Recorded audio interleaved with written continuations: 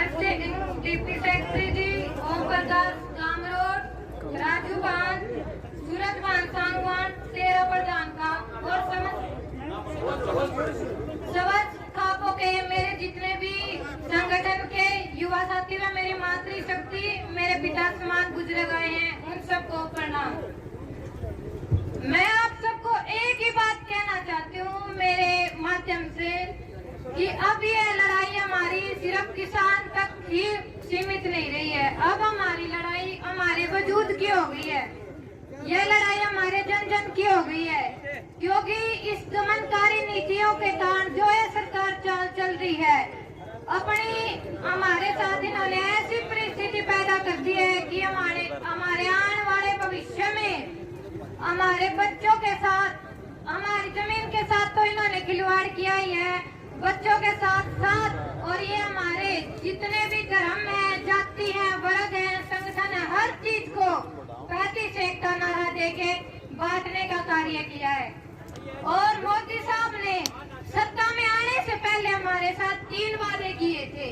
सबसे पहले किसान का कर्ज माफ, दूसरा स्वामीनाथन रिपोर्ट, और तीसरा हमारे किसान की जो भी खेत की लागत होती है उससे 50% ज्यादा मूल्य देने का हमारे साथ वादा किया था। फिर कोरोना काल आ गया था, जिसमें मोदी साहब ने कहा था कि सोशल डिस्टेंसिंग रखे, जो भी है हमारे कोरोना काल में मास्क का, किसी भी चीज का जो भी बात थी हमने उसका समर्थन किया, क्योंकि हम चाहते थे एक ऐसी भयानक बीमारी है जो हमारे देश में फैल चुकी है और हमें मोदी साहब का समर्थन करना चाहिए। कोरोना काल चल रहा था, हम सब कोरोना काल में व्यस्त थे, किसान इधर से उधर निकल नहीं रहा था, सब अपने घरों में व्यस्त थे, तो एक मोदी तानाशाही या सरकार हमारे खिलाफ हमारे 3 कृषि कानूनों को पेश करने का काम कर रही थी। इस निकम्मे सरकार ने, गद्दारी सरकार ने जो हमारे कृषि कानून है 3, आप सबने, मेरी माता बहनों ने, बुजुर्गों ने, सबने भेजा है। आज हमारा किसान इतना लाचार हो चुका है जिसको ये भी नहीं पता कि करना क्या है, इतना बेबस कर दिया इन लोगों ने, वरना हमारा सरकार कभी सड़क पे नहीं आता। क्योंकि जब भी लड़ाई लड़ी है, ऐसा हमें पता नहीं था कि ये सरकार इतनी निकम्मी है कि हमारे किसान को, हमारे मजदूर वर्ग को, हमारे देश को, हमारी अर्थव्यवस्था को खराब करने का काम करेगी। इसलिए हमने कमल नहीं खिला था कि हमारे देश में आज ऐसी सिचुएशन पैदा कर देगी।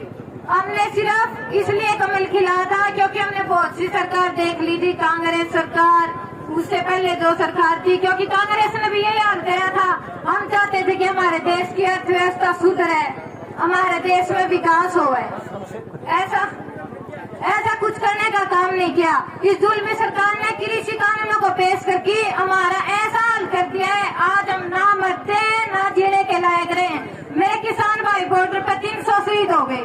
आज हमारा ऐसा समय आ गया है, क्योंकि हम जीते हैं तो हमारी मातृशक्ति, जितने भी हमारे भाई हैं, हमारी जमीन के कारण जी रहे हैं। ऐसा तो नहीं है हमारे समाज में हर घर में हम कोई नौकरी बने।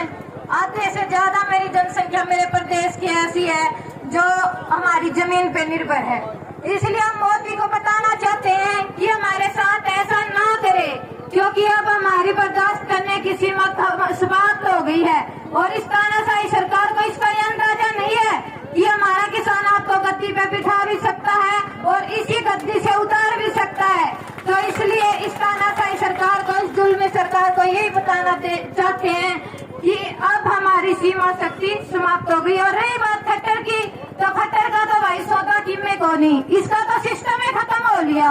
जब तो प्रदेश में आया, सोचा तो नहीं था कि हमारे प्रदेश की माननीय मुख्यमंत्री जी रीढ़ की हड्डी हैं, जो हमारे प्रदेश को सुधारने का काम करेंगे। इसने करा के हमारा भाईचारा जितना भी है सारा अलग अलग वर्ग में बांट दिया, दंगे फसाद करवा दिए, हमारे किसान भाइयों पर लाठीचार्ज करा दिया। आज तक एक भी काम ऐसा नहीं खट्टर ने जो कि भी यो काम सराहनीय होगा कि मुख्यमंत्री जी गद्दी पर बैठे और उसने एक काम भी संपूर्ण अच्छा कार्य करा जो हमारे युवाओं को या हमारे प्रदेश का भला हो, जिस काम खातिर।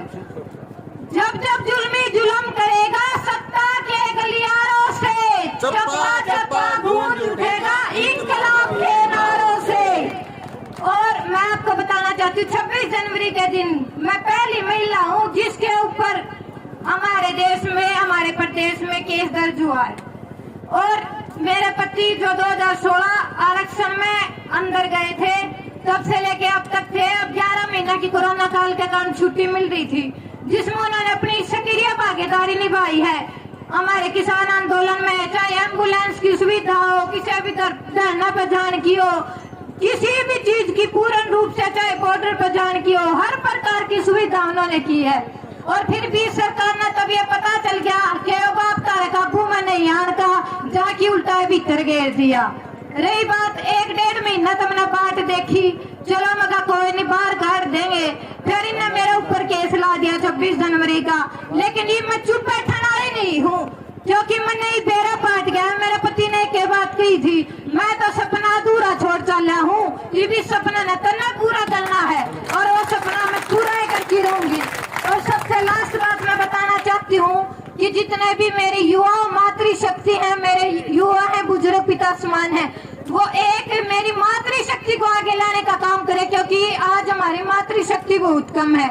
सबके घर में माँ है, बेटी है, बहन है, सबको बस आंदोलन के लिए जागरूक करो क्योंकि जब तक हमारी मातृशक्ति की कमी रहेगी तब तक भी हमारा आंदोलन बहुत कमजोर है। क्योंकि जब जब इतिहास रचा है, कोई भी इतिहास उठा लो, रानी लक्ष्मीबाई है, कोई भी है, तो हमारे देश में जब जब मातृशक्ति हमारे युवाओं के साथ, बुजुर्गों के साथ कंधे से कंधा मिला के रही है तो हमारी जीत निश्चित हुई है।